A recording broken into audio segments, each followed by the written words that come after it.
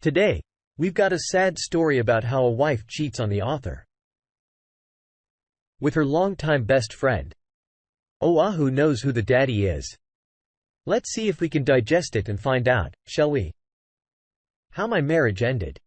This happened many years ago. So if it's not allowed on this sub, I understand. I just need a place to write it out, having never really told the full story before. If allowed, it may come in many parts to keep the length from being overwhelming. This will be part 1 because this is the first time she cheated, and it's kind of a long story. I was married for 10 years the first time. I got married young and was very happy to do so. About a year in, my wife, Jo, dropped any facade she had, and went full-blown into the eating disorder she'd been nursing her whole life. Knowing what I know now, there were huge signs of it that I didn't see. She spent 9 years yo-yoing her weight. She'd get up to 130 pounds, then down to 90 pounds, up to 150 pounds, down to 80 pounds. This went on for 6 years of our marriage before at year 6, she began to be hospitalized every other month to be stabilized so she wouldn't die. She finally got to a point where around year 8, she was so sick from malnutrition and down to 75 pounds that she was hospitalized again. And we were finally able to get her into a rehab for eating disorders. She spent several months there. On top of all that, I was working full-time, and we were both going to school full-time. Throughout all this, I was a doting and supportive husband. We were married after all, and that was through sickness and health until death do us part. Apparently, that was only a one-way street. I did not cope well with this. We had always gotten drunk together, smoked pot, and took pills. All of that was done recreationally. However, round year 7, I hurt my back and got some painkillers, and I began taking them every day. They became my way to cope while she was in her rehab. I was coping with pills to help me sleep from the loneliness, stress, and pain of it all. When she returned, she wasn't the same person. She would sleep from 9 p.m. until 1 p.m., wake up for the afternoon and evening, then go back to bed at 9 every day. She was severely depressed. And the stress was getting to me. From the time she got home in September of year 8 until May of year 9, this was her schedule. In May, the stress of work, school, and this hell of a life finally destroyed me. I broke and told her I had a problem, and I went to rehab. I had to start doing my own therapy and going to my own doctor's appointments. I'm happy to say I have been clean since then, although I still drank for almost a year after I got clean from pills. The thing is, I had neglected myself for 9 years while tending to her, and she didn't like it at all that I had to start focusing on myself at least a little bit. She began to get angry for me having to go to counseling or the doctor or any meeting I attended. Eventually, we decided that we needed to move to get away from both of our major church, my dealers and her mom. A year after she got out of rehab in September, we moved to my hometown. When we got there, we were having issues, but we're still working towards our mutual goals. We both got jobs easily though, and she tried to say I didn't need to find any help with my issues, because we were away from my triggers, but she still needed to get help. It became a fight, then December happened. The beginning. It started small. First, she told me that her manager at work kept complimenting her on how pretty she was. He told her he liked that she didn't have to wear makeup and that she was naturally pretty, unlike his wife who had to cake it on like a clown. This went on for a few weeks. Then, one night, she was getting off work and getting ready to walk to the gym when he saw her as he was leaving and offered her a ride. She accepted. When he got to the gym, they talked for a minute, then asked for a hug, which she said yes to. After the hug, he kissed her. According to her, she automatically pulled away. He apologized and she got out. She told me about it as soon as she got home. I had no reason we mad at her for this because based on her story, she did nothing wrong. Sure. It shows a lack of judgment by accepting a hug from your boss who is always complimenting you on your beauty, but I believed her when she said she didn't invite the kiss. The thing is, she said she did feel an adrenaline rush when he kissed her. I should have seen that for the red flag that it was, but I didn't. That happened in the beginning of December. And for the rest of the month, she would politely refuse rides from him. Didn't even need to insist. She told me she was going to do so and then did. As far as I could see, there was no reason not to trust her. Boy, was I wrong? The whole time this was happening, one of my best friends, Jay, who I hadn't seen for 5 to 6 years, had begun making plans to come to town for Christmas. He had spent the intervening time in a very controlling relationship and wasn't allowed to see friends not approved of by his acts. They had broken up and he had gotten custody of their daughter. He wanted to meet his family because that is what we were. When I say he was one of my best friends, I am not exaggerating. He and a couple other people are my siblings, they aren't friends. They are my brothers and sisters, and I am closer to them than I am my blood family. I call 2 of their parents mom. The fact I hadn't seen JN so long had broken my heart, especially since I had gone to where he lived to see him, and he didn't come to see me because of his acts. I was ecstatic to see him. The plans were made. And on Christmas Eve, I was to drive 2 hours to get him from the town his sister dropped him off in. Then we drive back home. Joe had to work. So it would be just Jay and I catching up and riding with his daughter. So that's what we did. We talked to his daughter and played car games with her until she slept, which didn't take long as it was late, and they'd been in a car for several hours. We spent the next 2 hours talking about life and love and pain and heartbreak. He told me about his relationship with his ex. I told him about the problems I was having with Joe. I even told him about Scummy Manager. It was like old times, except now I had a badass niece to share life with. In the middle of it, I got a text from my mom asking why Joe was crying. I had no idea and asked how she knew that. My mom's friend worked with Joe and saw her run into the bathroom crying. I had an idea of why, but wasn't sure, but I told Jay what was going on and what I thought. We commiserated until we got home. When we got there, we went to pick up Joe from the gym where she'd gone after work. Exercise bulimia. She exercised 2 hours every day. Usually running 12 miles a day, and my fear was confirmed. She even let go from her job. It was sad, but we moved on. Jay and his daughter had been staying with another friend of ours as Joe and I lived with my parents at the time. We saw them when we could and enjoyed getting to know his daughter. We enjoyed Christmas with Jay's host family and moved into New Year's. New Year's Eve. The night before New Year's Eve, one of my other friends had a party, but the party was a bring your whole family, put the kids to bed, and have adult time party. Some of us got really, really drunk. This includes Joe, Jay, and I. During the party, things were really weird. I thought I kept hearing Joe make weird comments, but was pretty drunk. I didn't trust my perception on this. At one point, I had to go to the bathroom. It felt like something was holding the door closed. I pushed on it. It gave, but as I tried to walk in, Joe comes out from behind the door and tries to get me to go somewhere with her. I told her I had to pee, went in, and shut the door. That's when I see Jay behind the door.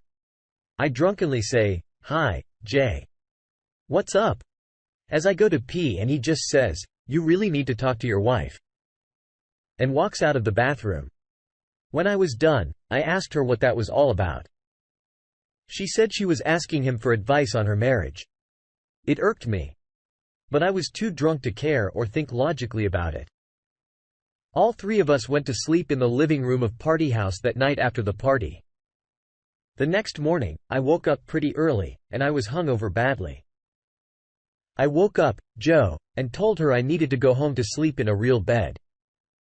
Asked if she was coming. She said she just wanted to sleep and was staying. Still not thinking. Right? I said, "Okay," and walked the few blocks to my parents' house. I went back to sleep immediately. I was woken up a few hours later by Joe, Jay, and his daughter coming into the room and jumping on me.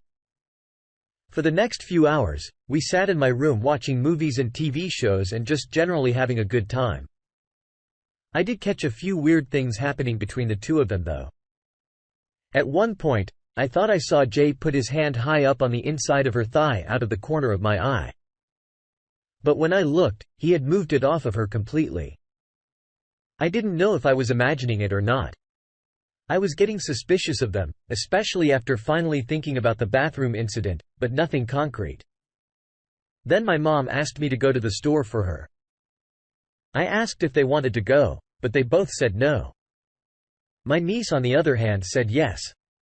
So I thought, hey, some uncle needs bonding time, and took her with me. Plus, I also thought I'd see if I could catch them in the act.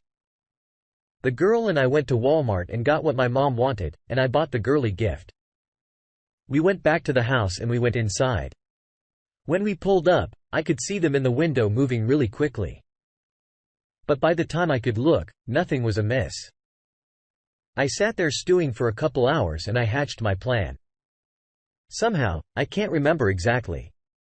I think I said I forgot wanted something. I let them know I needed to leave again and telling them I'd be back. Since it was later in the evening by this point, his daughter was asleep, so I didn't need to take her. Nor would I have if she wasn't. Where we lived, my bedroom window looked out onto the driveway, so I had to always know when I came back. I'd never be able to catch them doing anything if they could see every time I came home. I had to sneak up on them. When I left, I drove a small bit away, like I was leaving, but instead pulled over a couple of blocks away and walked back. I went back to the inn because you could hear the front fence from my room. Whether the window was shut or not, I went to the back gate and went into the yard. I walked at the front and stood in the shadows outside my bedroom window, seeing if I could see anything. Oh, I definitely did. They looked like they were wrestling. And although they were fully clothed, you could tell it wasn't just playing. I watched for a few seconds to make sure I really didn't misunderstand the situation. But he put his hands on her in places I'm not going to mention and then kissed her deeply. They were doing this on the floor as to not disturb the kid on the bed sleeping. I was pissed. I walked into the house into my bedroom. I opened the door to their shocked surprise. They pushed off of each other, and they tried to say they were just playing around and fell off the bed when I said, I saw everything from the window, including the kiss. I stepped over them both, grabbed the money from our little safe, resisted the urge to kick him in their grave faces as they wouldn't shut up about how sorry they were, said a few choice words and walked out. They tried to come after me, but because I had parked to come in the back gate and they didn't know that, they went out the front door to look for me. That night, I got a hotel room. Joe kept blowing up my phone, and I finally answered and told her to quit calling. I wasn't coming home. They apparently stayed at my parents' house, which after finding out what happened, my parents were not happy with, while I lapped in luxury and my hotel crying my eyes out and raging to myself. New Year's Eve. The next day, I texted the host of the party, LL, to let her know what happened. She commiserated with me and said Jay was supposed to be coming over later, and we'd talk later. Joe called me again and told me that she was sorry for the umpteenth time. I was having none of it. Sometime in here, she told me that she had gotten a ride from her boss, the night he fired her, and he had kissed her again, and that she had liked the adrenaline rush. She said she liked it and went looking for it again, but now didn't like the outcome. I told her to leave me alone for a while and we'd talk. Later that night, I went to L's house to talk, but on the way there, Joe and Jay saw me as they were walking to the gym. Can't let your marriage falling apart stop you from gym time, people, and tried to get me to stop. I rolled down my window and told them to leave me alone.